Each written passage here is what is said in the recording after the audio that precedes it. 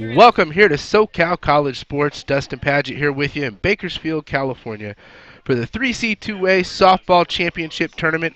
Today is day 3. We're going to have a matchup today here with the Sac City Panthers and the San Joaquin Delta Mustangs. This is an elimination game here this morning. And as you can see out there in front of us, it is raining a little bit here. We do have rain in the forecast today, so we will be keeping an eye on that and see how that affects play today. Coming into this tournament here, Sac City in the last game, they lost game 1, won game 2. Delta won game 1 and lost game 2. So, Mike, that being said, do you think that has any momentum effect coming into this game here? Well, I think it's more of a reset for both teams with the day off yesterday. They get a little bit of extra rest, so now they're going to bring their A game, everything that came in with day 1. So I don't think fatigue's going to be a factor. In fact, I think it's less of a factor. The biggest factor today is going to be weather. Yes, definitely. We're going to have a weather on the boards for all the games today. It's on the forecast the whole way through here. Getting ready for our first pitch. Sac City is going to be on the road. First at-bats here is Shelby Lloyd. She's the second baseman. She'll be followed by Bella Munoz, the shortstop, Liz Cafaro, the designated player. In the cleanup hole, Jordan Farron at catching. First baseman batting fifth, Brianna Eastlick. At third base, batting sixth, Morgan Connor. Right fielder, Riley Retzer in the 7 hole. Batting eighth, Mackenzie Duval, center fielder, and batting ninth, Carmen Rivera out in left. Mara Range is the pitcher and the flex today. First pitch of the game is going to be hit back up to center field for a base hit. Great start there for the Panthers. Shelby Lloyd does not waste any time at the plate. Swings at her first pitch and takes it to center for a base hit. They were mentioning before the game she is all NorCal player this year. Shelby Lloyd. The shortstop, number 23, Bella Munoz. There's Delaney Pamplin on the mound here. They're gonna wave everybody off the field and get the tarp on right now. And the thing is that it's very sensitive out here. You cannot trap the mud in the moist mud underneath because it will turn into mud if you get too much rain under it. So they're going to stop play right now. We are currently in a rain delay.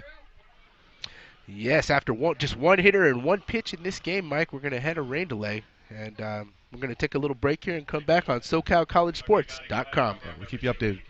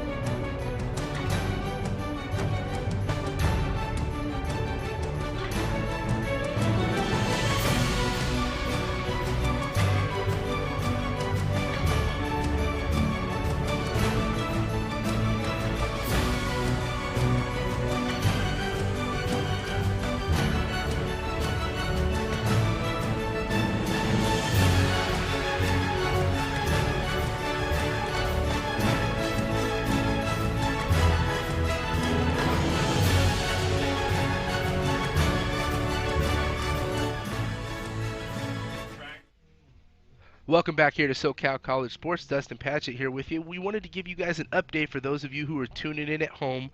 We did go into a rain delay after the first pitch of the game here about 20 minutes ago, but the rain has died down briefly, and we are getting ready to take the tarp off. They're removing the sandbags now, and hopefully getting ready to get back into action here probably in about the next 15 minutes or so. So we're going to come back here and get ready for the Sac City Panthers and the San Joaquin Delta Mustangs here on SoCalCollegeSports.com.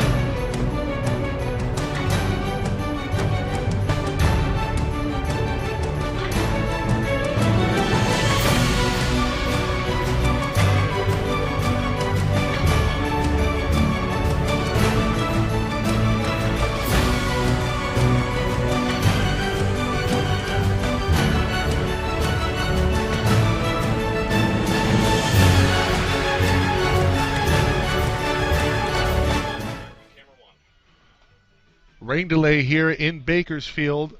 Sacramento City, San Joaquin Delta due to resume shortly here. Mike Cepeda, Dustin Padgett with you on SoCalCollegeSports.com's coverage of the 2019 3C2A Softball Championship. And, well, Dustin, one pitch, one base runner, and a rain delay. So probably going to see a couple more of those throughout the day. Yeah, I can imagine we will definitely have weather issues throughout this day according to the weather report. And yeah, Mike, that I believe that's a first for me, witnessing a one pitch and then a rain delay. Well, this is a first for us, and I don't think we've had a rain delay since we've started. I know I'm looking back at Jeffrey Stoynoff over here, and remember we did the SCFA championship, and we had like a karate kid. Okay, no, I do stand corrected. So we did have a when I say weather delay, because of the forecast calls for rain throughout the day and probably through the rest of the day. We had a really bad downpour. That's what prompted the weather delay here in Bakersfield. But the forecast calls for more rain throughout the day, so we're probably going to see multiple stoppages of play. And at what point do they just call the day? If that's the case, there's 4 games to be played today and then tomorrow. So we have one game from yesterday that was not played because of rain. That's the first game here today, San Joaquin Delta and Sac City. But then we have 3 games after that, and then we have the original schedule, which would have been the first day on Monday, which whoever comes out of the winner's bracket between San Mateo and Mount Sac, they would take on whoever came out of today. So the big question is, will we still be here on Tuesday? And the bylaws, I guess, in the 3C2A handbook stipulate that a team cannot play 3 times in the same day for health concerns and a variety of reasons. But that is the big thing. So if for whatever reason there is an issue in terms of having a team play 3 games in a day, they will go to an extra day, and we could be here on Tuesday. Yeah, Mike, and something to mention also is before this tournament started, they actually had a couple of different schedule changes because they saw the forecast upcoming. So this wasn't unexpected. This is something that they've had to prepare for the past week or two. Yeah. This is something that they've been kind of seeing on the horizon. In fact, the original start time for this tournament was supposed to be Thursday through Sunday. Now there was rain on Thursday, so they went Friday through Monday, but Mother Nature has her own course of action, and she's going to deem what we do in terms of scheduling. But just a fantastic crew here at Bakersfield College. They are among the elite in terms of hosts when it comes to events. We've been here a couple times now, and they're very gracious, and you see the grounds crew working out there. But how about a shout out to the players for San Joaquin Delta and Sacramento City, also out on the field, and everybody's working towards one purpose, and they have that one vision, and kudos to everybody here. Yeah, definitely, and that purpose would be to play softball. We're here to get to the game. Everybody's excited. To finish the season. We're at the precipice of this tournament here, where we're nearing the end of it, and they are totally ready to get out there and get on the field. They've had enough chatter. They've been preparing. They've been in that zone for the past few days, and to have these types of weather delays could definitely affect that. It could affect the players' mental state. It gets them a little bit more relaxed, whereas prior, without a weather delay, you're just going to come, you're going to play, you're going to be in that zone. But weather delays like this can cause a little bit of confusion for the players out there, like, when are we going to play? When is the game going to start? As you mentioned, these 2 teams were out here ready to go. Last night we had starting lineups. Everybody was prepared to play, and now all of a sudden, here we are yet again in another weather delay. Yeah, we're joined now by Cherie Shoemake, the PA announcer here throughout the weekend. And Cherie, thank you for joining us. And I know you had a little bit to add to what we were just talking about. Yeah, it was great to hear you talk about the girls all coming together and jumping out there and grabbing the tarp. And at the same time, I just want to give a huge shout out to the athletic department here at Bakersfield College. Hosted this tournament several years in a row, and every year all the kids from the Bakersfield College softball team comes out. They spend their entire 3 or 4 days out here prepping for the tournament, and you guys saw them just jump into action immediately when that rain started coming down. And troopers. And that's just the kind of team we have up here. They haven't made it to the state tournament ever before, but they see such a value in the sport. And so I just want to give a shout out to the entire athletic department, especially the kids from the team, though. And Coach Goodman, who's the tournament director. This is her first year directing the tournament. Sandy Taylor had done it for a zillion years, it feels like. Yeah. And so Coach Goodman, want to make sure that she gets her due for stepping in her first year and dealing with all this adversity. Yeah, we were talking about it, and I know you were mentioning it with over the PA when we were off air and we just had the music going, but Sac City, Delta out there, they're putting in work too. So, you don't often see, sometimes there's some rivalries. No rivalries here. Everybody working towards one goal. Yeah, that was great to see. And as I said over the PA, and the audience here gave him such a round of applause that didn't see the color of the uniform. It was about the sport. It was about getting this tournament in, and that's always an exciting thing to see when we put our game over ourselves. Yeah, we are drying up and looking like we are going to resume play shortly here from Bakersfield College. It's the 2019 3C2A Softball Championship from BC.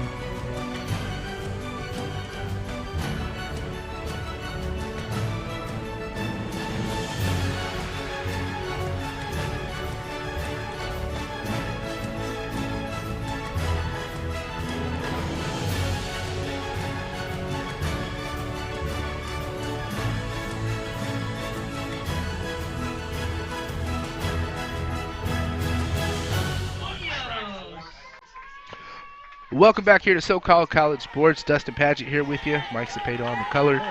Getting ready to get back into action. If you guys have been staying tuned into the stream here, we had one pitch earlier at 10 a.m. start time. It was single to center field, and after that first pitch, we went into a rain delay. Rain delay lasted just short of 90 minutes, and we are getting ready to get back to action. First pitch there is going to be out of the zone. Ball one. Bella Munoz up at the plate. Liz Cafaro on deck. Followed in the hole by Jordan Farron. This is an elimination game, folks. The 3C2A softball championships. We're down to our final 5 teams in the tournament. Ball outside 2-0. Day 3 here. The precipice of this tournament is getting up among us, and every pitch, every inning at this point becomes crucial for every team. So it should be some very exciting softball today. Barring the weather, we've got 4 games upcoming for you today. Going to be a bunt. Smart play there. Good job for Munoz to get it down. Be the first out of the inning. Runner's going to move over to second base. Top half of the first. No score in the early going, but the Panthers here of Sac City have their first scoring opportunity, and they have exactly who they want up at the plate. Liz Cafaro, by far their leading hitter. Cafaro on the season, having herself a really good quality season here. First pitch a little bit out. Oh, called strike. Late call there on that, on the outside half. No balls, 1 strike.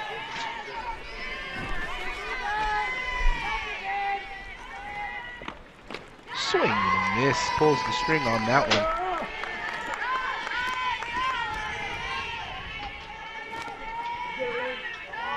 Delaney Pamphlet on the mound, and if you notice, she's wearing a mask there to protect her face. Up and away there. Excellent 0-2 pitch, though. I mean, you can't find a better spot. Right on the corner. A little bit high. Does not get the strike call. But if she can pitch another one here on the 1-2 right to another corner, she's in a good spot. Ground ball right back to her. That'll be the second out of the inning. That's a swinging bunt.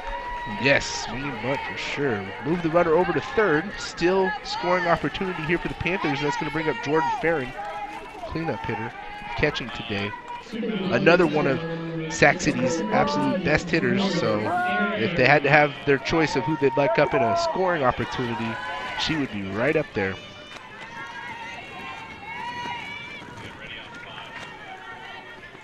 Third baseman playing in just in case of a possible bunt.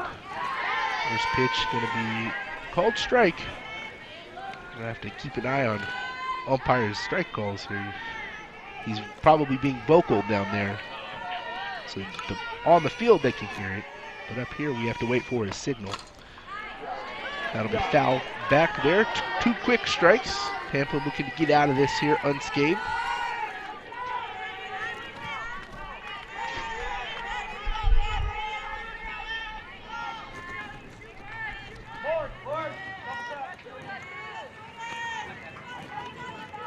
Back the ball! Back the ball!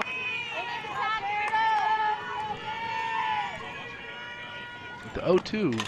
Ground ball to second base should be the final out of the inning. Fielded nicely there. Job done for Pamplin. She strands 1 runner. There's no runs on 1 hit with 1 runner left on. We're headed to the bottom half of the first inning. The San Joaquin Delta Mustangs coming up for their first at-bats here on SoCalCollegeSports.com.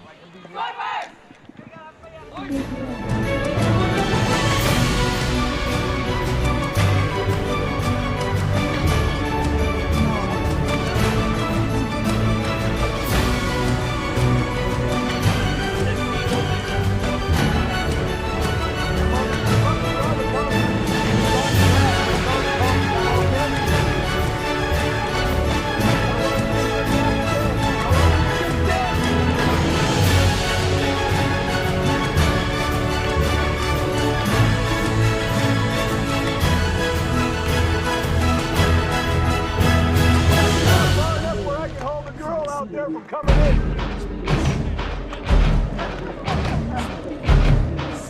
Texas Barry, I won't let her come in here. Put her off.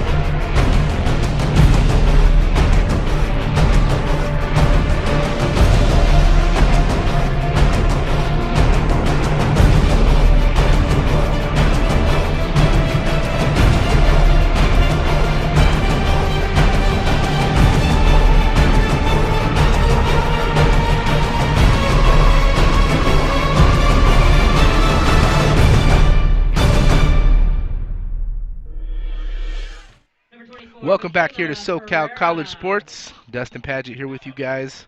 Hope you're all having a wonderful Sunday afternoon. Maybe spending some time with your family. But you could always pull us up on the phone on YouTube, SoCal College Sports 1. Our stream is up and running and very simple to watch on the phone. Like I said, even if with your family or maybe even at church, you could always pull the phone out, check us out, pull it up, enjoy some wonderful softball here. Don't get us in trouble with a higher power here, Dustin. I think that he would appreciate the softball, especially if it's a family, if you're watching your loved ones out here. It's a missed opportunity there for Sac City in the top of the first. They're not going to get a lot of opportunities, and Delta's going to be able to capitalize. Haven't really seen the bats come alive for Sac City throughout the weekend, and I don't expect that to be the case today. So anything they can scratch across, and they strand a runner at third. Yeah, the one win that they did get, Mike, was in a pitcher's duel, 2-0 final. That's going to be a called strike on the 3-0 pitch. It's going to be a 3-1 count here to Michaela Ferreira, the second baseman, leading off. She'll be followed by Ashley Laughlin, designated player, and Tawny Deering, the shortstop. Cheyenne Washington, the cleanup hitter, will be in the hole after Ferreira here. Possibly they hope to get more than the 4-hitter up. Shea Trent will be the 5-hole. Center field, Delaney Pamplin, pitcher, 6-hole. Batting 7th, Janelle Rodriguez, catcher. Batting 8th, Ashley Duvall, out in left field. And batting 9th, Morgan Wheeler in right field. 3-2 pitch, just a tad outside. Good idea, not going to get the call. It's going to be a leadoff walk there for the Mustangs. And here's an opportunity for Delta to strike early. Mara Rain is on the mound here for the Panthers. It's the first that we are seeing of her here in this tournament on the mound. We saw Rachel Gordon pitch a complete game one-hit shutout in the last round, so expect to see her as a possible entry here into this game at some point. I'm sure that they've got that in the back of their minds. Yeah, it's an embarrassment of riches in the circle for Sac City. You talked about Gordon. Danielle Reyes was terrific in a hard luck loss versus Mount Sac. Of course, she was dueling with the pitcher of the year in the state of California, Mariana Wheeler. Runner on first with 1 out now. And that is going to bring up Tawny Deering. She's the shortstop and the 3-hole hitter.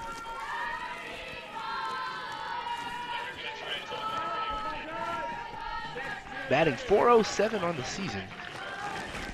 Leading the team with 50 RBIs. Foul ball back to the screen there. In 2 games on the weekend so far for Sacramento City, they've only scored 3 runs. So they're not going to get a lot. They need to be in pitcher's duels, but you got to run it first. No, only 1 out here. Expect Delta to do something early. Mara Range is going to be looking to get a ground ball. Deering would love to find a gap here. Nice pitch. Not going to get the call. That will be a couple of inches off the plate here.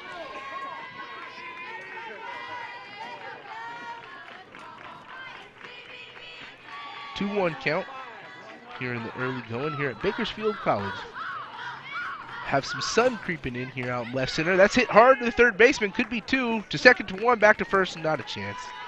Good hustle down the line there from Deering.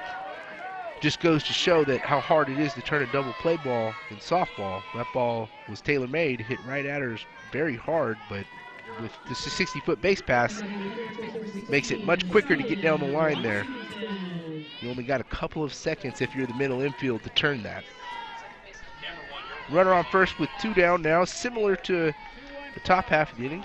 The leadoff runner was able to get on, but both pitchers were then able to get a couple of outs. Range is going to be looking to match Pamplin to get the final out of this inning and move it on to the second. First pitch out of the zone to Cheyenne Washington. First baseman here today. She's a freshman. One of their pitchers as well on the season, hitting .354. Called strike on that one. 7 home runs on the season. And these are a couple teams that aren't shy with the long ball. Foul ball back to the screen. Yeah, looking at it now, they actually have 40 home runs on the season due to Mustangs.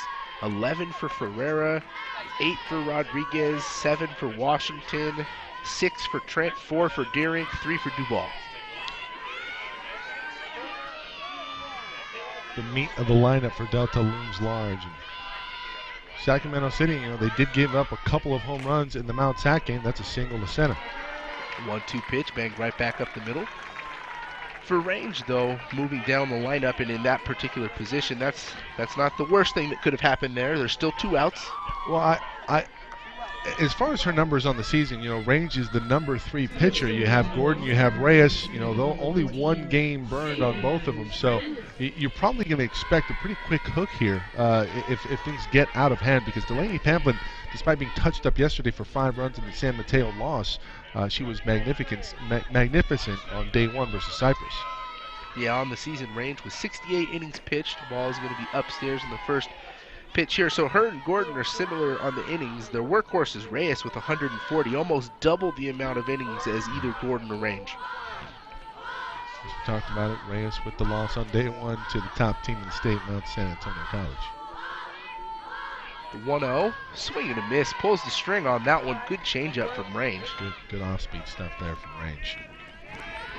This is Shea Trent, the center fielder, up at the plate, and as we just mentioned, she has some home runs on the season here, 6 of them. But low on the RBI count for Trent, only 25. Rope to center field, there may be a play at home. Here comes the throw. Perfect throw, and shoots her down at home. Excellent job out there in center field. That's just on the money. That's a cannon from center field to end the inning, and Sac City gets out of jam. That's a good piece of hitting right back up the middle, but it gets to the center fielder first a little bit too fast. And that's a mistake there because you expect the pitcher's duel between whoever is in the circle for Sac City and Delaney Pamplin, and both teams misfire in the first, top of the second coming up.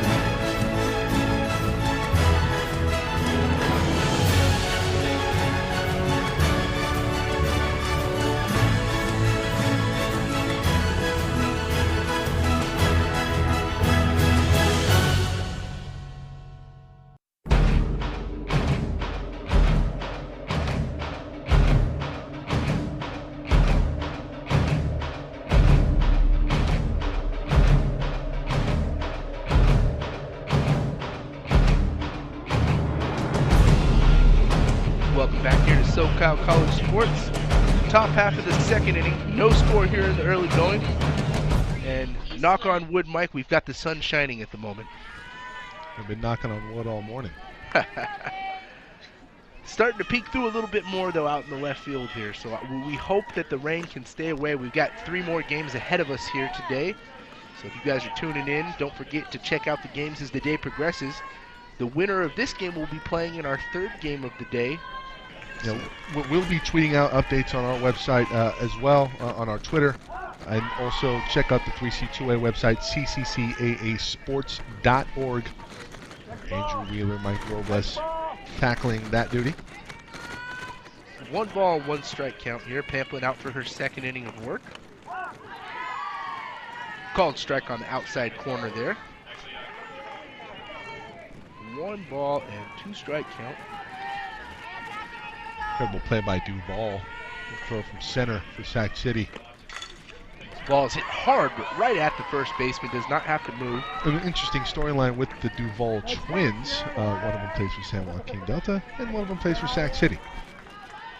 Duvall lineage shining in the first inning for Sacramento. Yeah, Mike, I'm sure that the two girls are having a great time. That's entertaining for them, but I can only imagine how their parents are feeling today. They're probably on pins and needles. It's hard to root for one daughter comparative to your other daughter. Yeah, they're just rooting for good play, I think. Just they're rooting for not bad play, I guess, if you want to call it that. And, if you want something front stage and center to look right now at what's going on in the NBA. And we got Steph Curry and Seth Curry in the playoffs in the Western Conference Finals. We were watching that game last night. And, those parents very proud of their boys in the NBA, and it's a blessing, not only for that family but for the Duvall family as well. Definitely, Mike. Well, that ball is going to be hit to center field, stopped by the second baseman, but not able to throw her out. And you know what, Mike? The slight bobble out at second base was the difference between an out and being safe there at first. I think she was going to be safe either way. I mean, there was a bobble. It was pretty bang. We'll see it here. She gets it cleanly. It'll be interesting to see, if it's clean, she gets her. It's definitely safe. That's a great job. Emery Johnson directing in on instant replay today. She is safe. Great replay there. And we'll await the word. Is that going to be a hit or an error? Got an error going to be charged here. E4 there. That's going to put a runner on first with one out. First pitch is going to be ball one. Here to Riley Retzer, the right fielder. Down and away, 2-0 count. Could be a rally opportunity here in the early going for the Panthers. Well, we expect some exciting play here today in the tournament. We've had some exciting play. A walk-off yesterday for Mount Sac versus Palomar. And Palomar just seems like an absolute buzzsaw, but, they ran into Brianna Wheeler, and Wheeler only gives up two. And I'm talking with Wheeler's dad throughout the weekend, she hasn't brought her A stuff yet, and I'd be interested to see. She only threw a two-hitter, I believe, on day one in the win versus Sac City. She gives up 2 runs to a Palomar team that looks like they are lights out at the plate. You talked about the Barry Bonds treatment for Sarah Fisher, All-State selection. I believe she was the Southern California Player of the Year a year ago coming into the Mount Sac Championship. Yes, she was. Definitely. 3-1 pitch here. Off speed. Going to be a called strike. And remember, this is a game from yesterday that was canceled yesterday, pushed to today because of rain. And the game after this will be the winner's bracket. It will be Mount San Antonio College, the defending state champs, versus College of San Mateo. Full count pitch is fouled back to the screen there. Yeah, our next matchup is going to be quite a dandy. 2-0 teams, the two undefeated teams that are left in this tournament. Both of them are playing amazing softball this season. Yeah. San Mateo coming in, I believe they will be, after this tournament, are now like 49-2 on the season. I believe both top seeds. Yes. From each region. Full count pitch is going to be down and in, ball 4, and that right there, so far in the early going, I would say is the best at-bat we've had of the day, and it was just a walk. Well, 7 innings on day one for Pamplin, 6 innings yesterday in the loss versus San Mateo. We saw her touched up. In talking with Steve Cassidy, former head coach at Merced, he was talking about, there's probably not going to be a fatigue factor, but I have to imagine, with everything kind of be thrown around, the day off probably, or the game off rather, this game being canceled yesterday and pushed to today, you have to figure that fatigue probably not going to be a factor, but Pamplin maybe a little unsharp early. Called strike there to Duvall. No balls, a 1-strike count, 2 on with 1 out. Of course, the error didn't help either. Foul ball there. Pamplin jumps out in front 0-2. And as you were mentioning that, Mike, I do notice something very intriguing here from the Delta stat line. They have just one other player on their team that has any innings at all this year, and it's not very many, just 54. Pamplin has 234, so she's basically pitched every game for them this season. Pamplin also an All-State selection. We had the All-State selections up on the screen. We'll have that up later. Congratulations to everybody that was selected to the All-State team. Their other pitcher, Jenna Nauta, 54 innings. Expect to see her as a possibility in this tournament just because Pamplin has pitched every inning so far. The 1-2 pitch is going to be swung on and missed. Duvall goes down. Pamplin goes down and in nicely on the 1-2 count there. Well, the winner of this game, should it be Delta, you expect Pamplin to be in the circle for the next game. The winner of this one gets Palomar after the San Mateo Mount Sac game. Yes, Palomar lurking, waiting for that game. They having themselves a very nice tournament, but they did come out of the losers bracket. So let's see how that plays into effect as the tournament progresses. They're going to have to play a few more games than San Mateo and Mount Sac. Well, we talked about the disparity in terms of what you need to do coming out of the losers bracket. It's so taxing on the team, and you have to have that second pitcher. Obviously, you're going to have your ace. Sac City seems to have, they have 3 pitchers that can get it done. So coming out of the losers bracket, maybe not the worst thing for a team like that. We saw a team yesterday that was dispatched that had 2, Lulu Vasquez and Jessica Lopez, for Fullerton. They went down yesterday versus Palomar. Game that had maybe a little bit of controversy. We saw a play at the plate that may have looked like on screen at second glance. Of course, we have the advantage of slow-mo instant replay. You can slow it down, but it looked like Fullerton had tied the game up, but she was called out at the plate. And it was an incredible play, regardless. But at what point do you maybe start to institute a rule like instant replay or having a challenge as a coach at the championship level? 2-2 pitches hit hard right at the third baseman. Does not have to move a step. Steps on her bag. Pamplin able to get out of the jam. Works her way into and out of trouble here in the top half of the second. 2 runners left on. We're headed to the bottom half.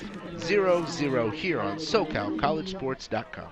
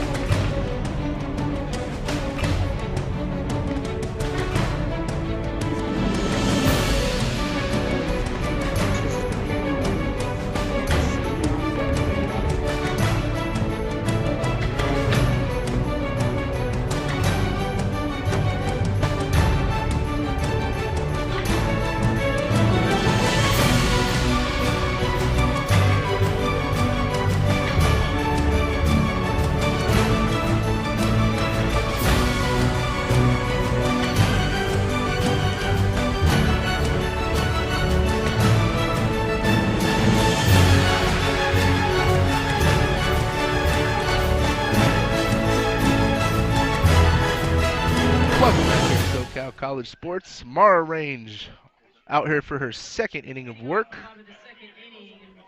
Pamplin going to be leading off, hoping to help herself.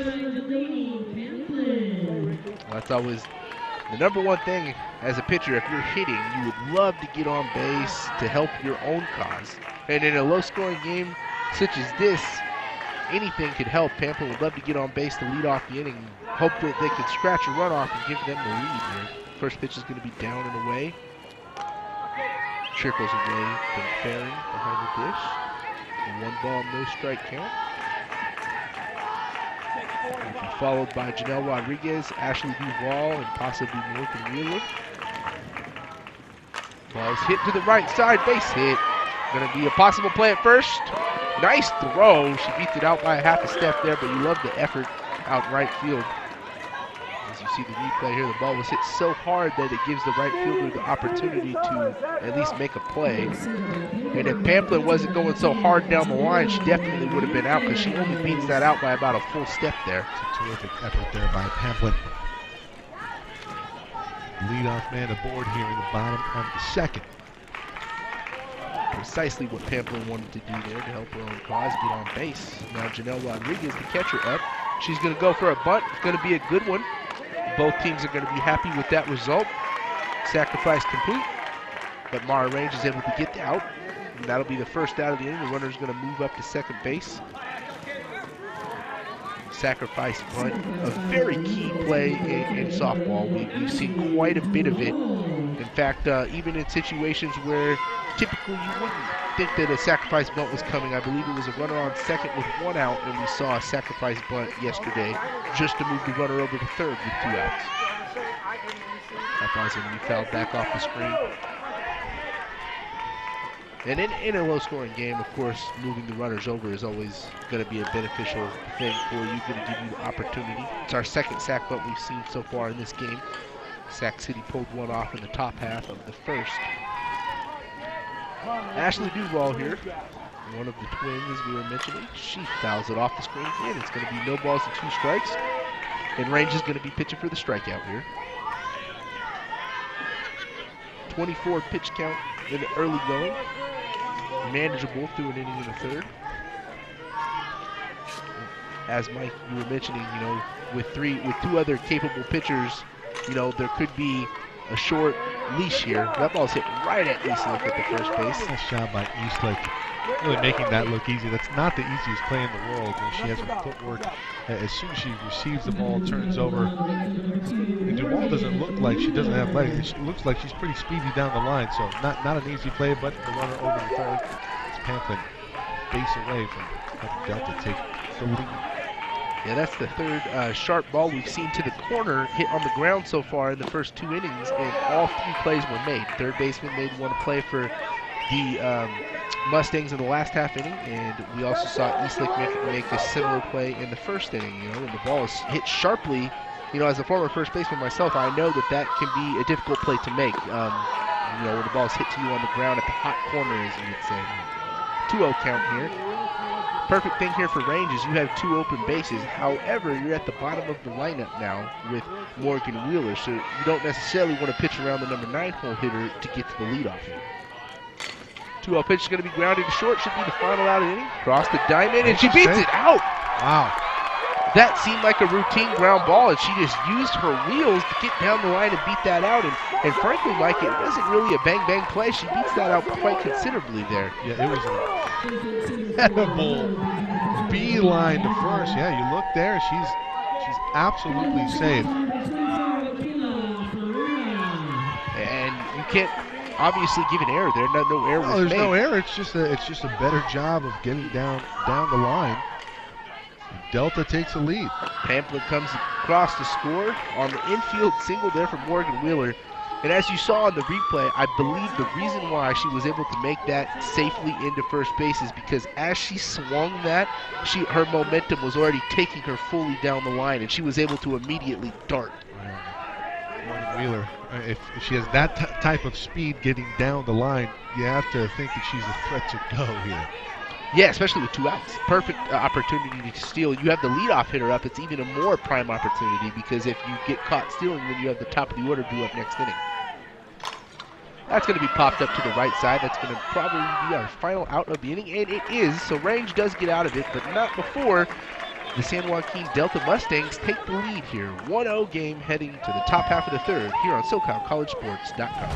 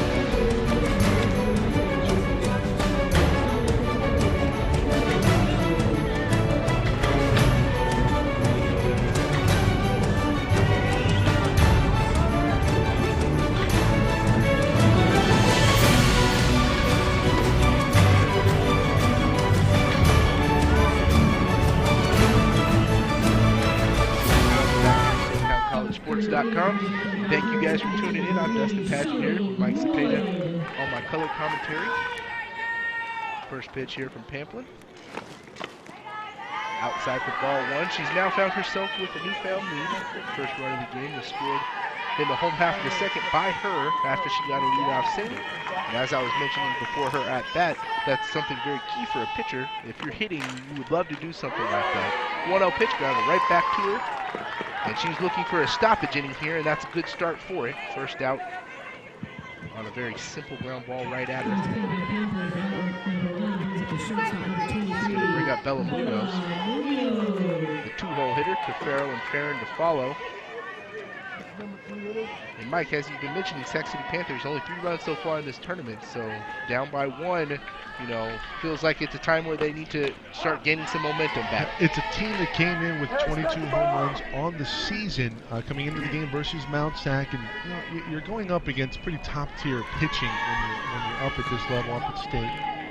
So you expect the long ball to become, or to be an option few and far between, but you saw San Mateo really touch up Pamplin yesterday. A couple of home runs in the 5-3 win. But Delta with power and pitching, Sac City, I don't know if you'll see a run scored here versus Pamplin. She's been terrific. The 1-1 pitch is hit well down the left field line, but foul. 1-2 count here. 39 pitches in the early going through 2 1/3 here for Pamplin. I imagine she's still quite a few pitches already here in this tournament. That's the only thing I feel like may come into effect for her. She's clearly dominant out there, but the pitch count may be daunting in a tournament structure such as this. Yeah, I've had coaches, you know, time and time again, especially in softball, tell me, you know, probably not the case. If she's the stud, she's the ace, barring something bad happening where she's not going to be available, she's going the rest of the way. 2-ball, 2-strike count here now to Munoz. And factor in the cool weather. There's not a lot of heat here, so the cool weather, the rain, actually a benefit to pitchers that have logged a lot of innings on the season. You think about Mick Adams for San Mateo, you think about Hewen from Palomar, and Brianna Wheeler. Pamplin out here in 2-2 count to Munoz. Right part of the order up here for Sac City. Would love to get that run right back. Pamplin's looking to put that stoppage in there. 2-2 pitch, back up the middle, right at her again. 2 batters so far, 2 ground balls right back to her. And as a pitcher, that's a fun thing to do. You know, you're getting the outs yourself. We're talking about pitch counts or lack thereof. Pretty good efficiency here from Pamplin in the top of the 3rd. That's going to bring up Liz Cafaro, and she's definitely a threat to tie this game up with 1 swing. I expect Pamplin to be very careful with her here. Cafaro leading the team in home runs on the year. Yes, she is with 8. First pitch down and away there to Cafaro on the off speed. You know, with 2 outs and nobody on, it's prime position here. Farron, I believe, is 6 on the season. Yes. Ground ball to third base should be our final out. Good throw across the diamond and a quick 1-2-3 inning there for Pamplin. Completes the stoppage. We're headed to the bottom half of the 3rd inning. Mustangs coming back up to bat here with a 1-0 lead on SoCalCollegeSports.com.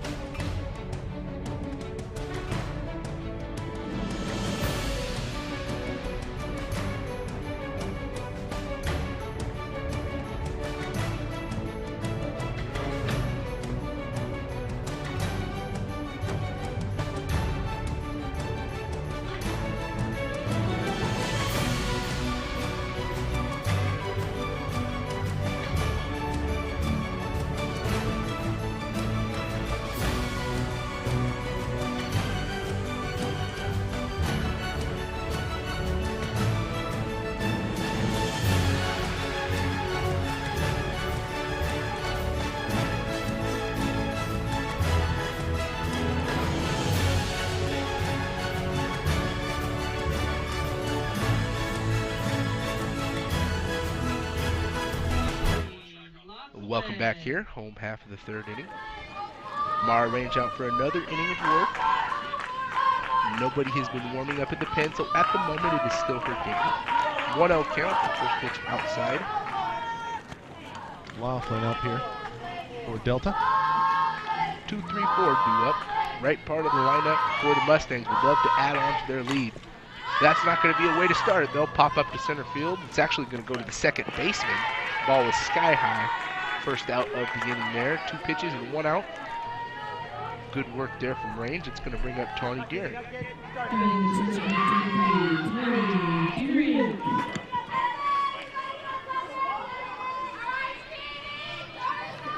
with some gaudy numbers from the bench this season. Deering for the fielder's choice in the first. First pitch off-speed stuff. Going to be a good upstairs. Deering, as I mentioned, leading the team with RBIs with 50.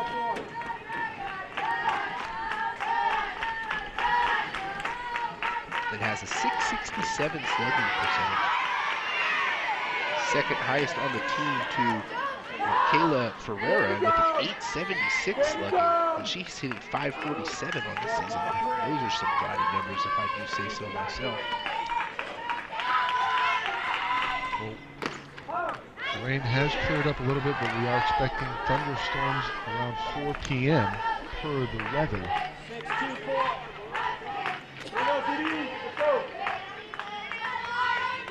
2-1 count. Ball 3 there. I suppose a little high, Mike? It's a ball, that's all I know. Yeah, that's what I'm thinking. There's nothing to do with what I think. 3-1 count. Range is going to be looking to come into the zone. That's going to be a little bit outside. Does not get the call there. And you can see a little confused look from Range on the mound there. She's kind of, wondering where those last 2 pitches were. It's kind of, sometimes it's hard as a pitcher to figure out where the umpire is going to have their zone. Well, let's be frank. The zone's been incredibly erratic. Now that's a little outside. Range doesn't like the call, so it's unfortunate. And she's a little demonstrative, so what kind of effect is that going to have on the calls? We hope it doesn't. You want to call it fair? I would say after further review, if that ball was outside, it should have been a ball. Yeah, it definitely was off the plate. 3-1 pitch, could have been a called strike depending on the count. But the umpire is trying to be as consistent as he can. Range comes back and does a good job of mixing in a change there, a little off speed, induces a swing and a miss. This is Cheyenne Washington, the cleanup hitter. A little bit outside, 1 ball, 1 strike count. This is a key moment here for the Panthers. As we've been mentioning, they're low scoring in this tournament, being down 1. Do not want to get down any further. They need to keep it right here as this game progresses to give themselves the best opportunity to win. She does a good job there. Pop fly out to center field. That's what's known as a can of corn there. Easy out for the second out of the inning. Shea Trent due up here with a runner on first and 2 outs.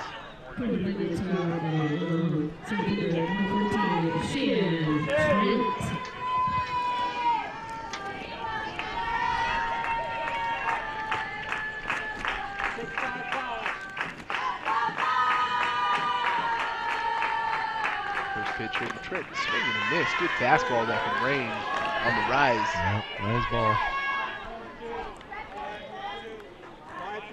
Range missing some bats here. That bodes well for Sac City to keep the run count down, but I think the pitching is something you have to worry about with Sac City. It's getting runs on the board.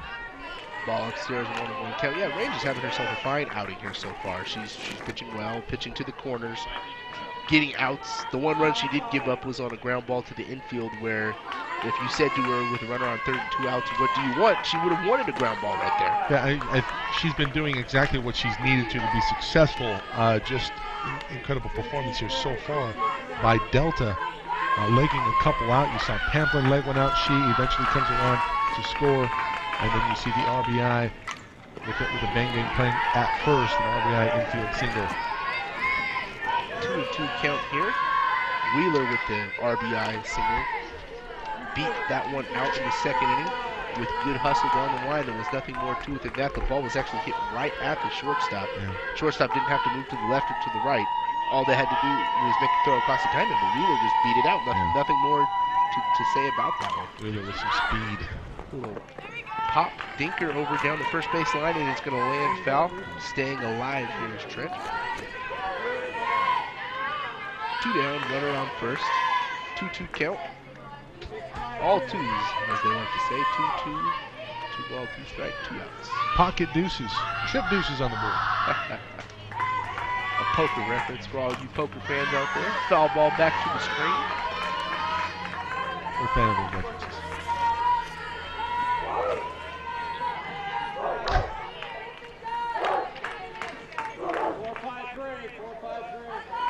On range, looking to get out of this inning. They have their 4, 5, 6 hitters due up in the next half. And in a 1-0 game, you're still right there in the thick of it. Ground ball right back to her. Bobbles a bit, but she should have more than enough time. Bobbles again, though. And that second bobble is what's going to cost her. Did not field it cleanly, and 2 on now, 2 outs. And we'll have a visit to the mound, I suspect. And somebody up in the pen, probably just a visit to settle it down. As you see on that replay, the ball was hit hard, and once it bounced away from her, I think that, you know, that immediate moment of panic probably is what cost her. You know, a little bit of like, oh no, where's the ball? And then when she was able to get to it, wasn't able to pick it up clean. 2 on with 2 outs, and see if Range can get through that. Still adversity here for Range. She's been pretty good so far. First pitch swing and miss. Nice pitch there. Comes right back into the zone. Doesn't let the moment get to her there. Pamphlet up at the plate. She's 1 for 1 with a hard hit single to right. And again, Pamphlet, as in her last at-bat, would love to help herself out here with 2 runners on and 2 outs. A ball to the gap or something would be her best dream. And help herself out with the 1 score, the only run on the day so far. Pop up to shallow right there, and Range gets the job done. Easy play out there for the right fielder, and there's going to be 2 runners left stranded. Home half of the third, 2 runners left on. With 1 hit, no runs. We're headed to the top of the 4th. Panthers coming up for their next at-bats here on SoCalCollegeSports.com.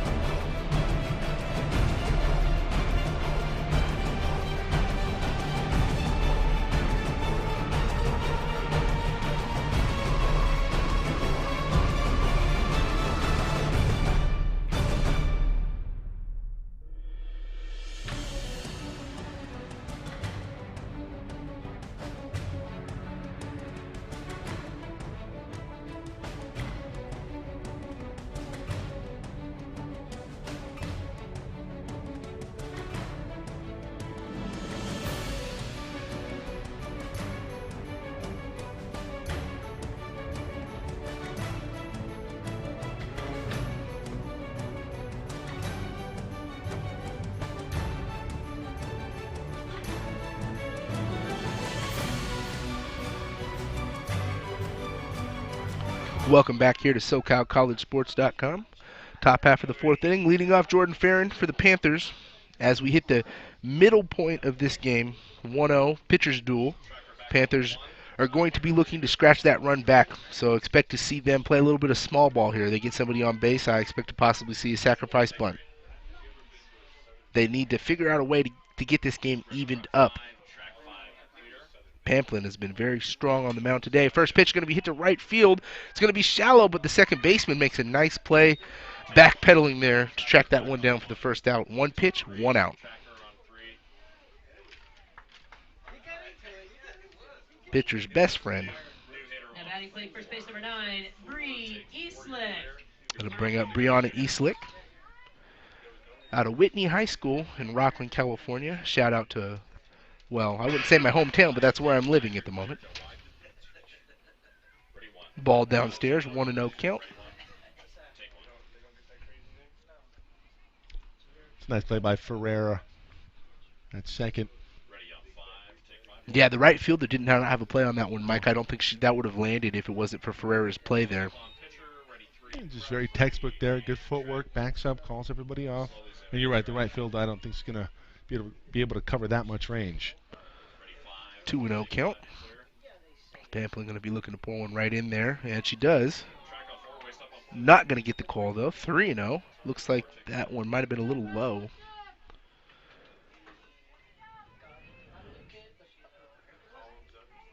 3-0 count here. Panthers would love a base runner via the walk. Called strike there. 3-1 pitch. Wonder if she's going to be taking all the way again.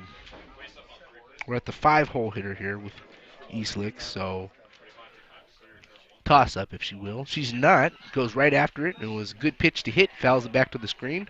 Pamplin trying to work her way all the way back. Full count here. On deck, Connor in the hole. Riley Retzer.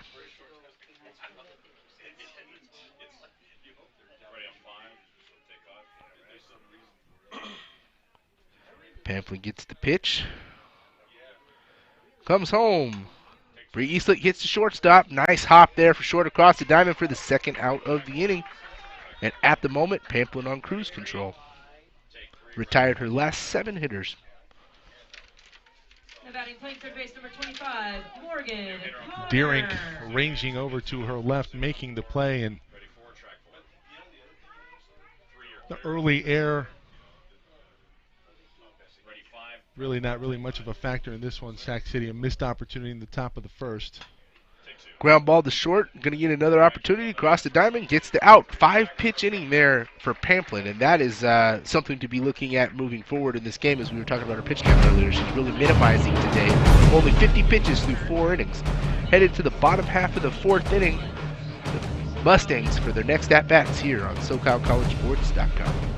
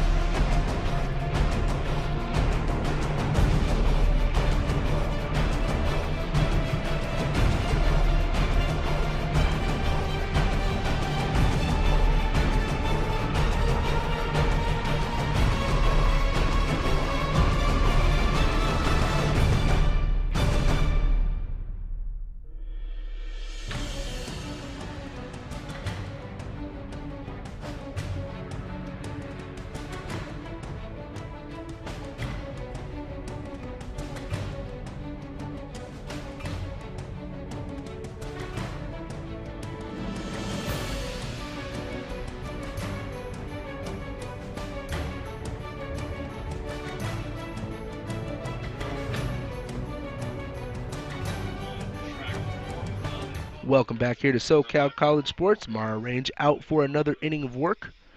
Home half of the 4th inning here. 1-0 lead for the San Joaquin Delta Mustangs in this elimination game. There's 5 teams remaining of 8 here in this tournament. And after this one here, we'll be down to our final 4. Called strike there down the middle. And after the end of today, Mike, will be down to our final 2 teams.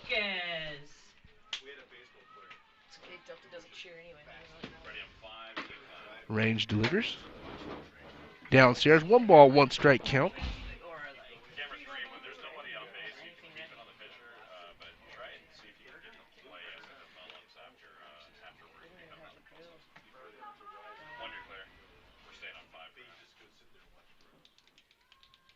Range slowing her pace a little bit here. 1-1 pitch upstairs, 2-1.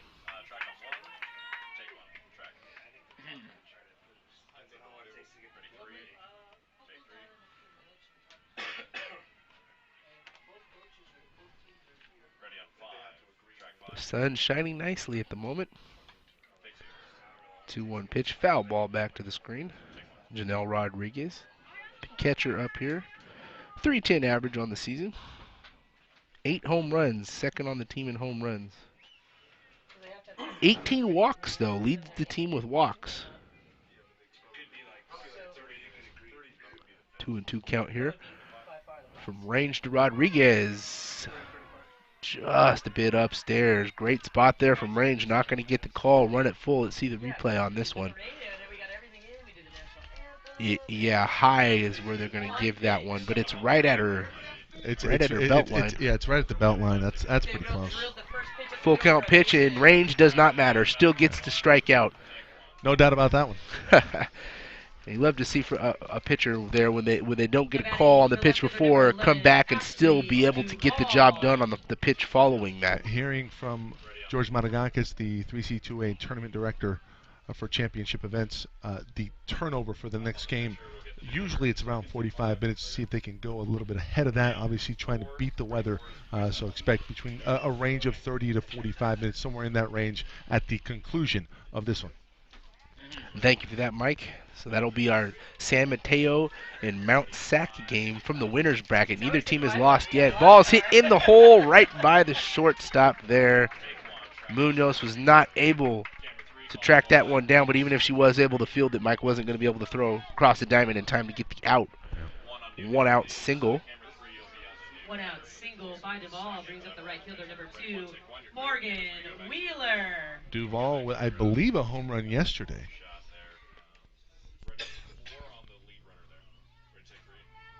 Now Wheeler's now up at the plate with Wheeler the runner with on first and 1 out. We saw what she did last time with the little slap to the shortstop. Runner's going. Good base running there. That ball only bounded away from the catcher, maybe a foot.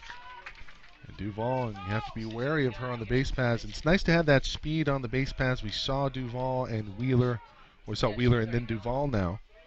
Stolen bases on the year. She had 11 coming into the tournament. That is a key 60 feet as well. Now runner in scoring position, and an extra run here would be really big for the Mustangs.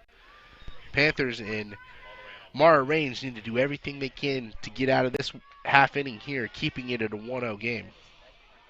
Such a luxury to have the speed at the bottom of the lineup in addition to the top. Leader on the year, Shea Trent, leading the way with 12 stolen bases coming into the 3C2A championship. The 2-0 pitch, Range blows a rise ball right by her. Wheeler not able to catch up to that one, 2-1 count.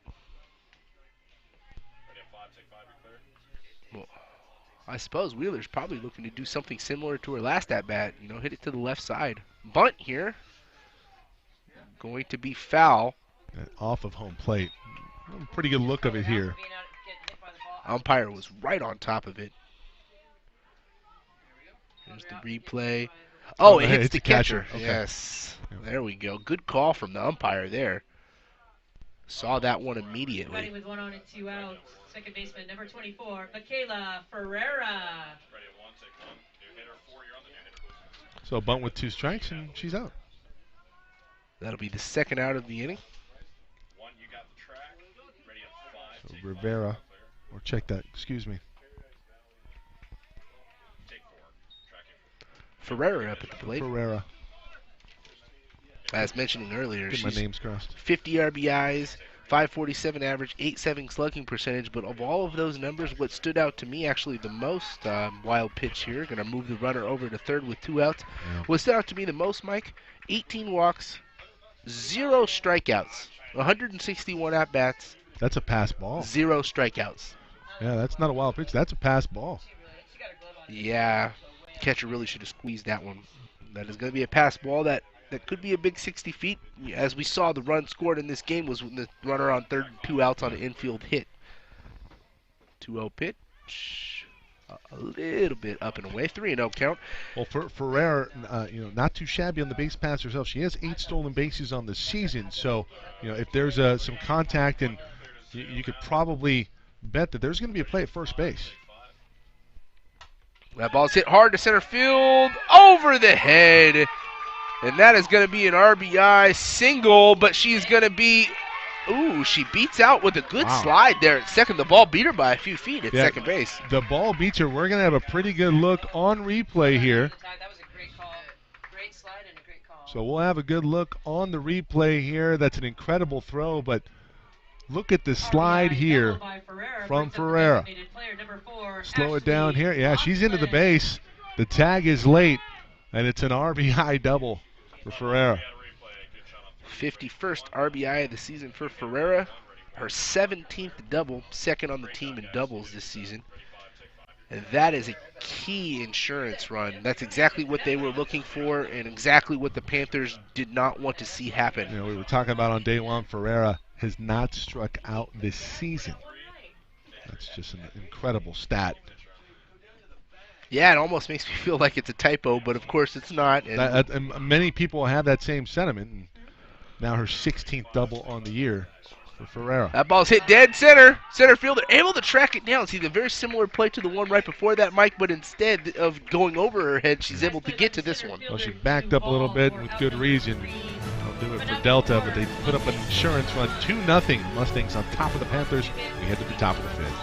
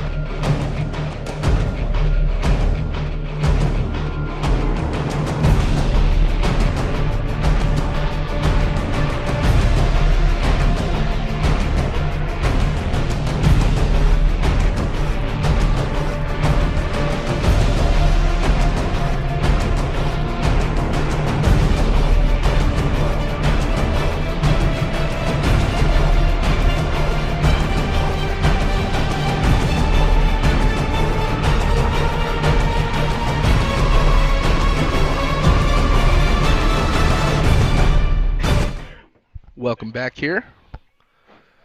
Top half of the fifth inning. Very important inning for the Panthers. They've got 9 outs left to work with, have not scored yet, and they're down by 2. Mike, they need to get something going now.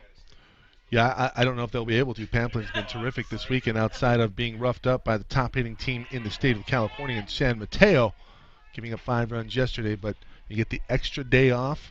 You push the elimination game here to today, so she is fully rested and pretty sharp so far.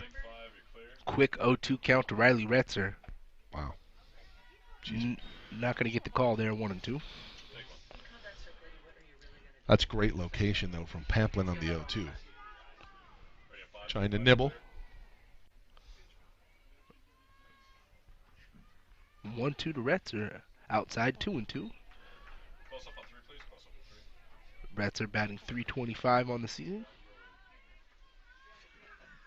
13 strikeouts, leads the team in strikeouts. See if she can make some contact here. 2-2. Swing and a miss. Good inside fastball there. Right down and in at the knees. Perfect spot. 1 out here in the top half of the fifth inning. Now batting playing center field, number 5, Mackenzie Duval. That'll bring up one of the identical twins, Mackenzie Duval. 9 in a row retired now for Pamplin. Ball is hit to the second baseman. First pitch. Make One it 10. pitch, 1 out. 10 straight retired. At this point, the Panthers have to find a way to mix it up and find a rally. They've got to figure out different methods to get somebody on base. Pamplin's obviously on cruise control, whether that be by taking a pitch or maybe putting a bunt out there for a hit. You know, in softball and in baseball, you're at the mercy of a hot pitcher.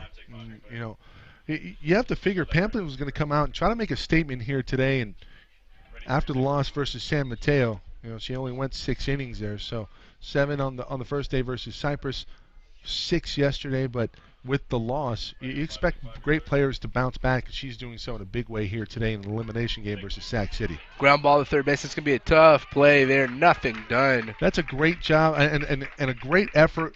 And you touched on it, finding a way to create a rally, make the pitcher move, get her out of her comfort zone. And Sac City does just that, able to lay down an infield bunt for a single. And we notice Sac City has Danielle Reyes warming up quite heavily in the pen here, wondering if Range's day is done. Runner on first with 2 outs. Called strike on the outside corner. Well, with Delta getting that second run, they can ill afford to let any more runs. I mean, it might be enough right now, but all indications are that Pamplin's probably not going to give up a run today. A 1 pitch going to be upstairs. 1 ball and 1 strike count. Runner on first with 2 outs. Top of the lineup, Shelby Lloyd here.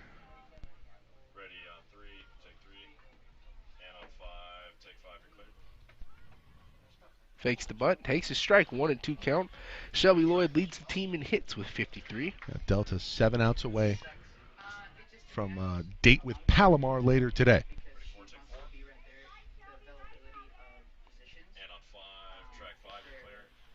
The 1-2 pitch from Pamplin. Wow. You know what's funny about that ball call, Mike, is that Shelby Lloyd was walking back to the dugout. Yeah, she thought she was done, and so did everybody else. I mean, where does this ball miss? Somebody tell me where that ball missed. Well, I'm going to say that was a slightly high. There's an air of mystification in the press box. That's a tough play to make, but she can't. The shortstop fields it there. It was right between second and short. Shortstop fields it on the bag for the force out. A tough play, but Deering makes it work. Force out, touching the bag, and 6 outs away now is Delta. As you see the replay there. Home half of the 5th inning coming up. 2-0 lead for the Mustangs on SoCalCollegeSports.com.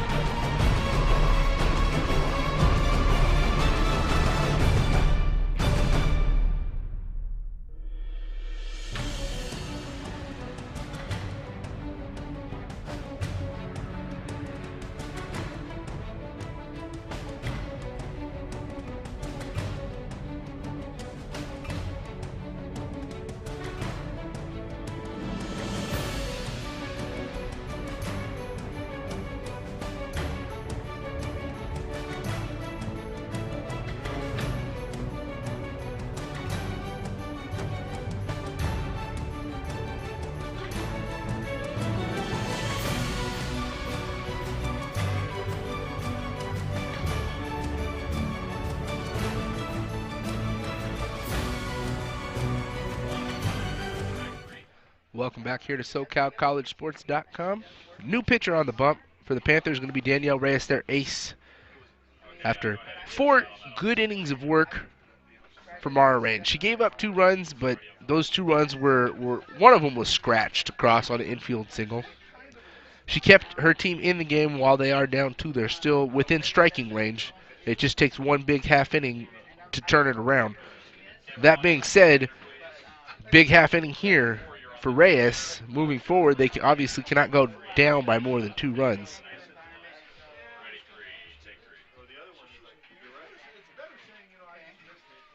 Hit off the bottom of the 5th inning. Shortstop number 23, Tawny Deering.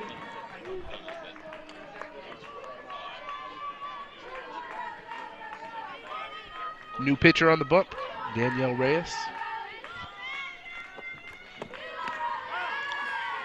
First pitch called, strike there.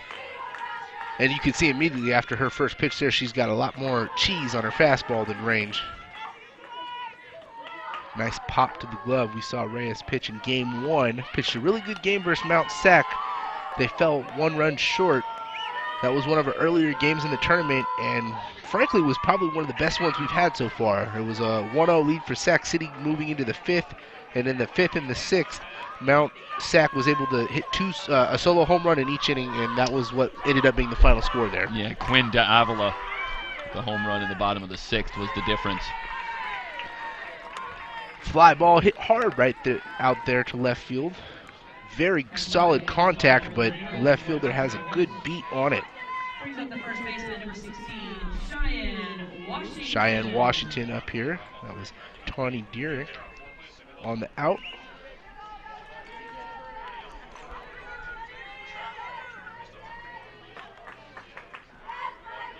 Nice play from Carmen Rivera.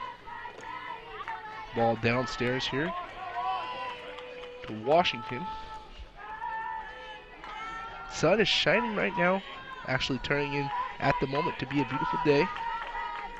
Rain, rain, stay away. Yeah, for the moment.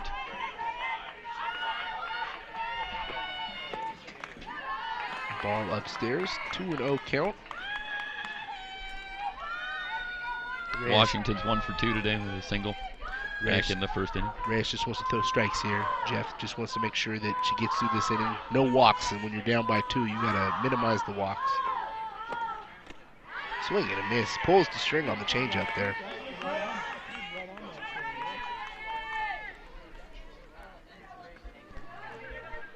Nice gap out there in left center. Let's see if she can find it.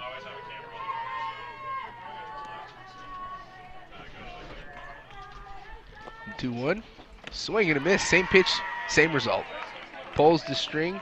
Washington way out in front. Yeah, if it's not working, and I'm a little bit surprised that we don't see more of that when you get something, especially when it's a pitch is working over and over again against the lineup. And why go away from it?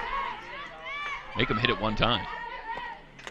She does go back to the well with another off-speed stuff. Washington finally able to get a piece of it and foul it off to stay alive.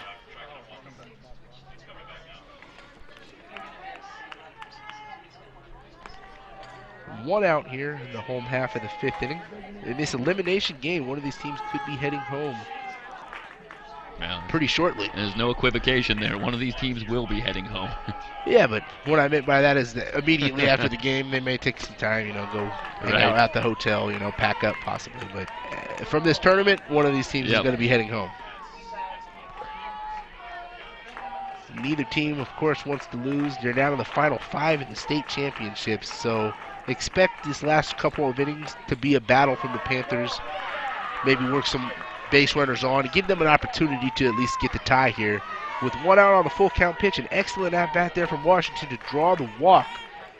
Not what Reyes wanted to do, was put a runner on base via the walk here. Runner on first with 1 out now. It's going to bring up Shea Trent.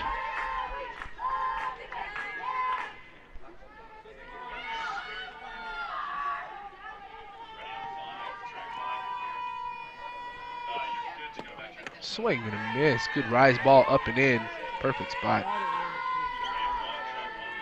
So one thing I see here, cool stat for the Mustangs is on the season they have a team average of 360 and their opponents only hitting 244. That's a pretty astronomical difference there. You're hitting almost over 1 full point higher than your opponent. Typically you're going to have a lot of winning games. Yeah, the amazing thing about this collection of teams here for the championship is that's fairly standard for the course. You'll see some even bigger spreads. It's a dominant 8 teams that come and get this far. The 1-1 pitch going to be up and away, 2-1.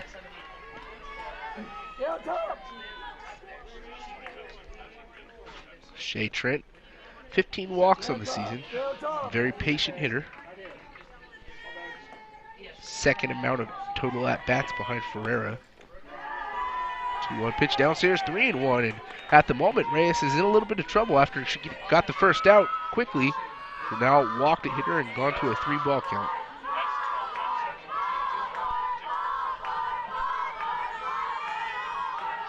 And the 3-1. Off-speed stuff called strike. Curveball there on the 3-1 count goes to show that Reyes is their ace for a reason. You don't have many pitchers that aren't aces that trust enough their curveball on a 3-1 count. I'd like to see her go back to it here, Jeff. Hitter is not going to be expecting a curve on a full count. Fastball popped up, nothing doing. Lands foul right over by the dugout. Good job there from Trent just to stay alive. Yeah, that's a great pitch from Reyes, but an even better job of Trent of fighting off the pitch. She's not going to do anything more with this pitch than just fight it off and get herself another chance, and that's what she was able to do. Full count. See if the runner is going to take off here. I would say yes, most likely.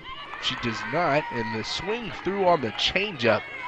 A good 3-pitch combo there from Reyes after falling behind 3-1. She gets the curve for a called strike, brings in a nice heater, and then follows it up with a changeup. Followed your advice there. Dustin went back to the off-speed stuff and had Trent well out in front. Gets the punch out. Runner on first with 2 outs. A little soft ground ball down the right side. Again, pulls the string on the off-speed. and has Pamplin off balance. And I believe with the pop I said Reyes has on her fastball, that's what makes her off-speed stuff so effective. You know, if you throw hard enough, when you can mix your speeds, honestly, as a pitcher, there's not really much more you could do to be a really good pitcher. You know, you could throw really hard or you could have really good off-speed stuff, but when you have both, you're like a two-headed sword or double-headed dragon, whatever you want to call it. Meanwhile, that's tough to say if that was a wild pitch or a pass ball, but either way, it gets back to the backstop. And so the runner moves into scoring position. That was pretty well out of the zone, even though it wasn't in the dirt. I would tend to think of this as a wild pitch, but it's going to be a judgment call for Andrew Wheeler. But yeah, I believe they're going to give the wild pitch on that one. That's very tough. Arguably, Farron could come up with that ball, but it's well out of the zone. It all depends on how tough Wheeler wants to be on the official score there, because as you mentioned, yes, Farron probably could have squeezed that one, but being that it was so up and away, seemingly was a wild pitch. And that could be a huge 60 feet, because a third run here makes it feel like much more. You know, in a low-scoring game where you're having such trouble scoring off Pamplin, it feels like 3 runs more is like 9 at this point. Yeah, a base hit to the outfield here could play to run for the Mustangs, though. They're probably thinking, how about a base hit to left or right, because we've seen a couple of strong throws from Mackenzie Duval out in center field for the Panthers already in this one. And Reyes there must have tweaked her arm a little bit, as they had her doing some warm-up pitches there. She threw about 5 or 6 of them between the pitch there. Ball actually hit her in the hand, so they wanted to make sure that she was that her hand was okay, give her a few throws. 2-2 count, as we get a nice picture of the Delta girls in the bench, and they are all, you see them throwing up the Mustangs. I don't know what that was, but they're throwing up some signs. They're having a good time. Ground ball to third base, going to be the final out of the inning. So Reyes works herself into and out of trouble. Was a little bit wild, throws 22 pitches in that half inning, but able to get through it. Give her Panthers another opportunity here, down to their final 6 outs on SoCalCollegeSports.com.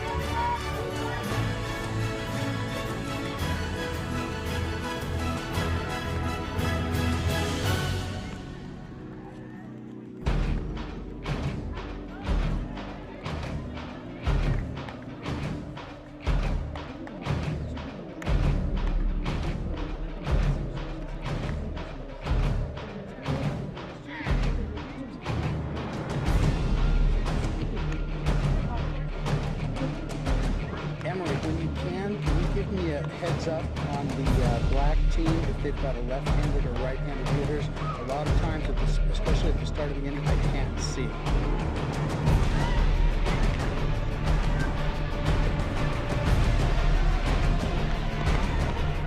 I know you got a lot to do. I almost throw off the scalp when they're trying to lean over. I asked the coaches several times to shine down and sun.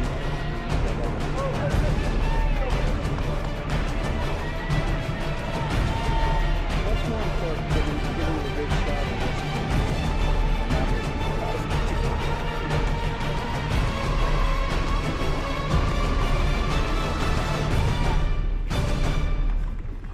Hey, actually.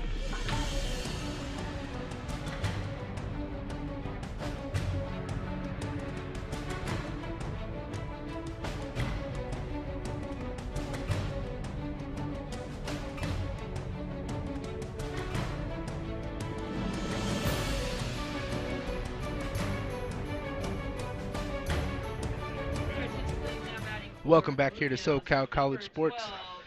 Top half of the 6th inning. Patty Swimley going to be pitch hitting here.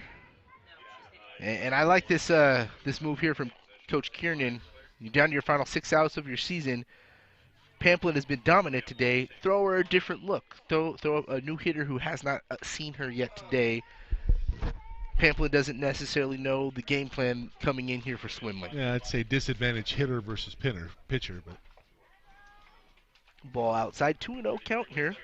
Sac City looking for something to spark a run, maybe a new batter, somebody she doesn't have a book on or a feel for. You never know. Possible here on a 2-0 pitch, she may take one. Ball grounded up the middle. Oh, Pamplin goes back on it. What a play. What a play there from Pamplin to field that going backwards. I do not think the middle infield was going to throw the runner out on that one, Mike. Now, we'll see it again here, and that's just a terrific effort by Pamplin. Look her range back on the chopper. Gets her footing and throws over to first in time for the out. And that is big in more ways than one, is Cafaro is up at the plate, and as we know, their leading home run hitter, if the runner was on there, that would be the tying run at the plate. Exactly. So, it's the little things. How often do you talk about the little things as a coach? You talk about it pretty often. Pamplin delivers the 0-1. That ball smoked to the gap. That's going to get down. But really good range out there from Rivera in left field to hold that to a single. Very well could have been a double in the gap. But not at all surprised to see Cafaro getting it going with a nice solid line drive to left field.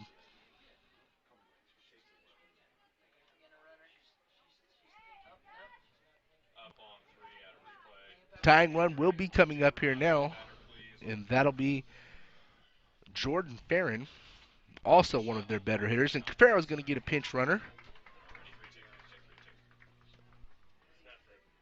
Maddie Furton will be pinch running for Cafaro here. Have a little bit more speed on the base pass. Please, running for Cafaro, number 15, Maddie Furton.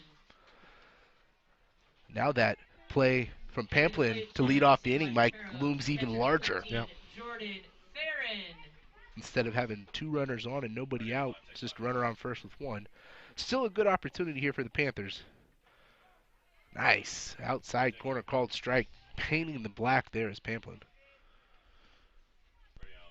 Crux of this game right here. Heart of the order up. Down to your final 5 outs. This is your time. You got to put something on the board here. Not just the crux of the game, but the crux of the season for the Panthers. Yeah. Called strike. Farron takes 2 in a row. Now she's going to have to shorten the approach and fight one off. Find her way on base any way possible here is her goal.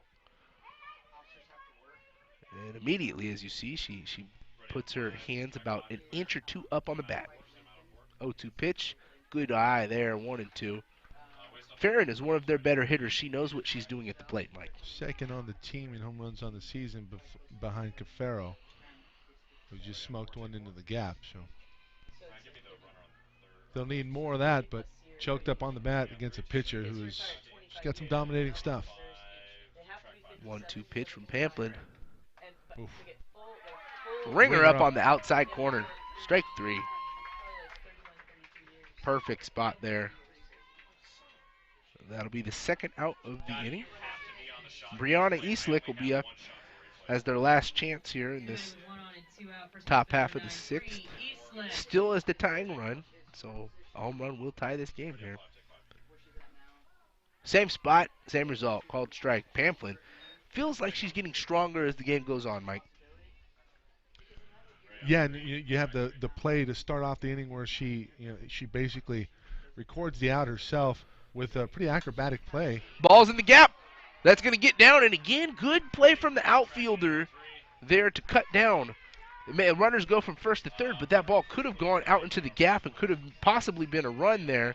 But Morgan Wheeler out in right field plays good fielding position. That's two plays in a row we've seen good position out there. However, for the Panthers, 2 hard hit balls in this inning. 2 hard hit balls, first and third, 2 outs, and the best scoring opportunity of the day for Sac City. And it's getting late for the Panthers. Morgan Connor up here. Tying run is now on first base. I'd like to see them do something with the runner there, possibly a steal situation here. Get that back runner into scoring position to where a single could tie the game. So let's see what they do on the base pass. I'm going to be very curious to see what Coach Kiernan has in mind. Lee Connor had an RBI yesterday. Morgan, I could be wrong on that. That was in the game yesterday at Cal State Bakersfield. Coming out of the loser's bracket. You know, if this was a 1-run game, Mike, I might even consider getting into a pickle type situation. I mean, it's not obviously, but I mean, they need as many base runners as possible. And Delta's not done yet. They conceivably have 6 outs as well. So 2-0 right now. Pamplin not going anywhere, but they're going to have a discussion about it and talk. What's the approach? What's the situation? And you expect Pamplin to come through here. Yeah, you do. Pamplin, she's their ace, and she's someone who's used to the pressure. This is not bothering her one bit. Actually, after the break on the mound, you just saw her shaking her head around, having a good time out there. She's having a blast right now, not at all feeling any pressure. First pitch, right down the outside corner, called strike. Painting the black, that's the 3rd or 4th time in this inning alone that she's hit the glove perfectly on the outside corner, and that is a very difficult pitch for anyone to hit. Credit to Eastlake on the hit. Ground ball to short. It's going to be a tough hop, and she goes the short way to second base and gets the final out of the inning. Pamplin gets the job done, works her way in and out of trouble. 2 hits, 2 runners left on. Sac City Panthers down to their final 3 outs. Bottom of the 6th coming here on SoCalCollegeSports.com.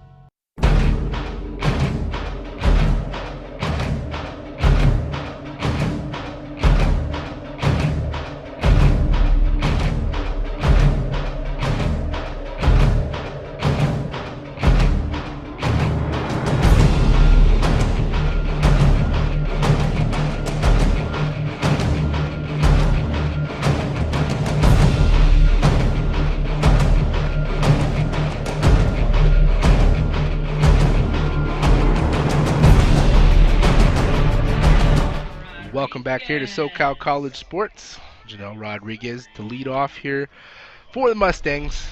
Reyes out for another inning of work. Clearly her goal here is just to get a few outs and not allow any more runs. Panthers have 1 more at-bats due up in the 7th, and they're going to need at least 2. First pitch outside, ball 1. Pamplin, what a game she's had here today so far. Yeah, well, it's the insurance inning here for Delta. Sac City has been pretty quiet. Ground ball to third base. Simple play there. Across the diamond for the first out.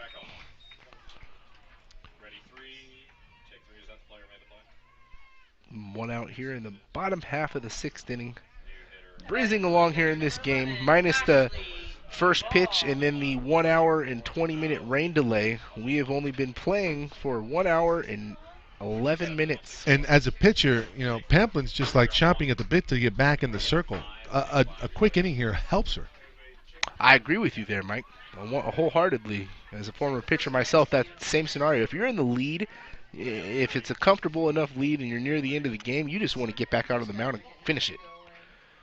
Sometimes having a lot of long at-bats, you could get a little stagnant. Your arm may tighten up a bit. You never know what could happen. Foul ball back to the screen, 1 ball and 1 strike count.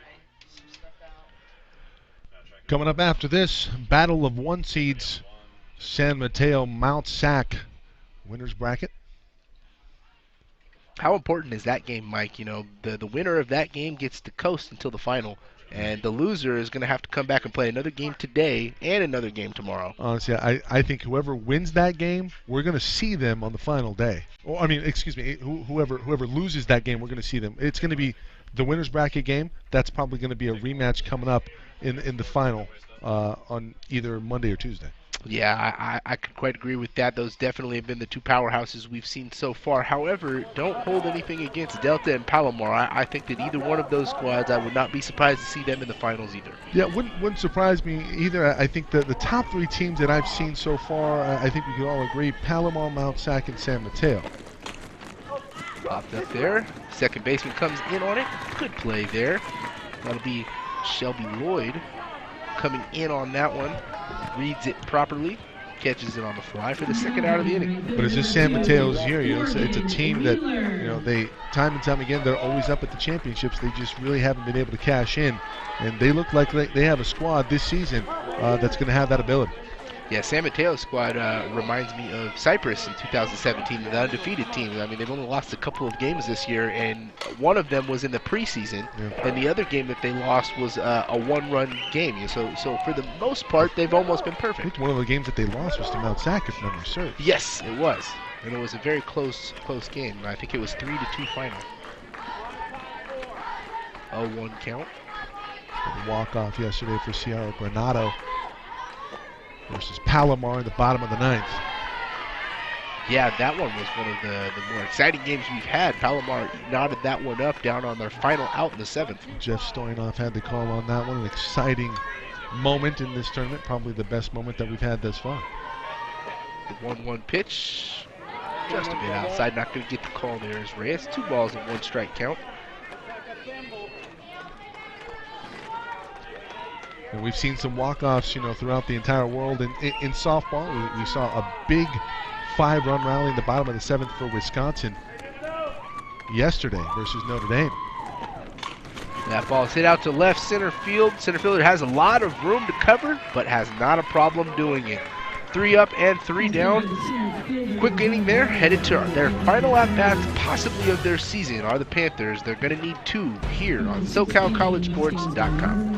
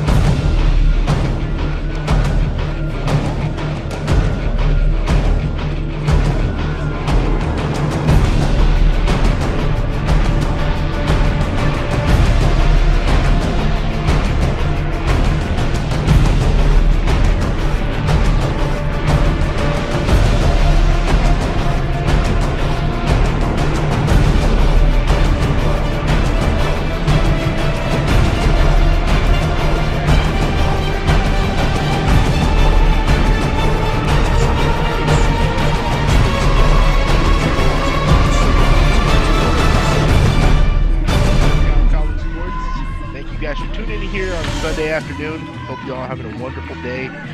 This is our first of 4 games, so we have 3 more upcoming for you. And ladies and gents, I can tell you at home that each one of these games, as they progress, is going to get more exciting. This tournament is really in its full force now. After this game here, we'll be down to the final 4 of 8 teams. You're exactly right there, Dustin. And thank you for coming on and joining us this weekend. And the entire crew here at SoCalCollegeSports.com, everything that you see from camera operators to our director, Andrew Johnson. So starting off, round the call in the winner's bracket coming up. First pitch called strike. Final at-bats here for the Panthers. Need to scratch off 2. Mother Nature making an appearance. A 1 pitch going to be a bit outside. Yeah, Mother Nature right now at the moment playing ball with us. Nice sun shining, but we'll see. We've got weather forecast saying thunderstorms due later this evening. Yeah, she's catty-corner to the field right now. 1-1 pitch. Not going to get the calls, Pamphlet there. A little bit outside.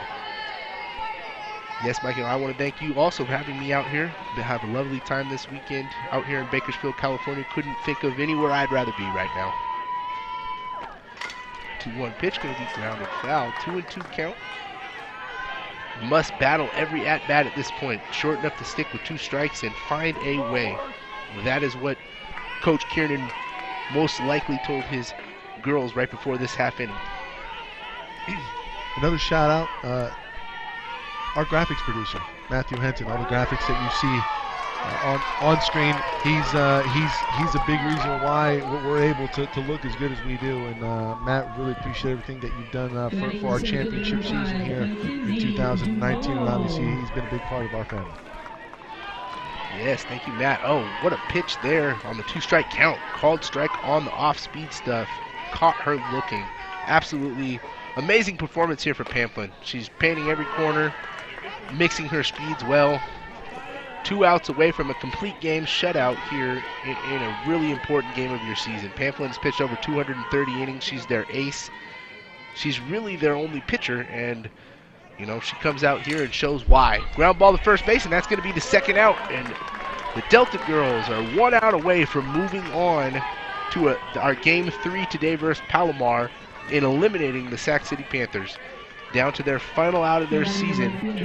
Let's see if they're able to battle it out here. Should the score remain, be a hard luck defeat in the finals. You know, this is a team that was primed with Sac City and their pitching staff to make a run. They find themselves here on day 3. It's supposed to be day 2, and this is probably it. Ground ball to shortstop, across the diamond, 3rd and final out. Quick 1-2-3 inning there for Pamplin. Dominating performance here in a complete game shutout. She retired 14 of her last 16 hitters in this game. Yeah. 4-hit shutout for Pamplin. And Delta will play Palomar later today after our 2nd game of the day, Mount Sac and San Mateo, coming up here on SoCalCollegeSports.com. Thank you guys for tuning in. Wonderful Sunday, and don't forget, we got 3 more games ahead. So go take a lunch break, go grab a bite to eat, but come right back to our YouTube channel, SoCal College Sports 1. I'm Dustin Padgett here with you for Mike Cepeda. Thank you again on SoCalCollegeSports.com.